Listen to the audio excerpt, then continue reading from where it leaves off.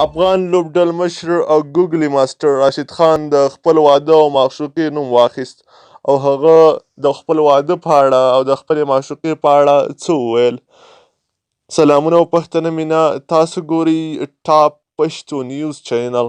ګلنو دوستانو زموږ چینل سره سبسکرایب او ویډیو له ملګرو سره شریک کړئ. ګلنو دوستانو ویډیو تر اخره وګورئ ترڅو مو معلومات لا زیات او د پوښتنې مو ځواب شي. د افغانستان د ملي لوبډلې لوبډل مشر راشدخان په خپلو تازه څرګندونو کې ویلي دي چې اوس د واده اراده نه لري. راشدخان د افغانستان یو له هغو مخکښو لوبغاړو څخه دی چې نه یوازې په افغانستان کې ډېر مینوال لري بلکې په ټوله نړۍ کې ډېر زیات مینوال دي. هغه ځوان دی او لا یې واده نه دی کړی، همدا لامل دی چې د نړیوالو نجونو او افغان نجونو کتارونه ورته ولاړ دي. هغه ځوان دی، لا تر اوسه یې لا واده نه دی کړی او نه یې لا هم کوژده کړې ده.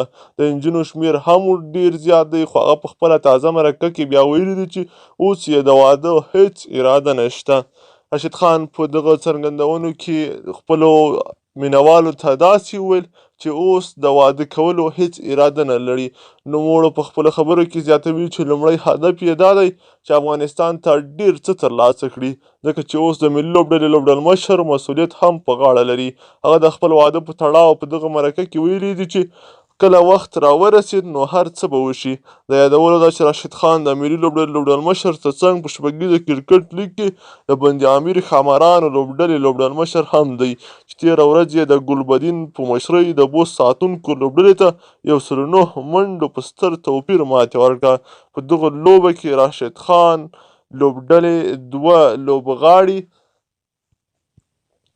لوبغاړي جاوید احمدي او نجات مسعود ستر ریکارډونه جوړ کړل.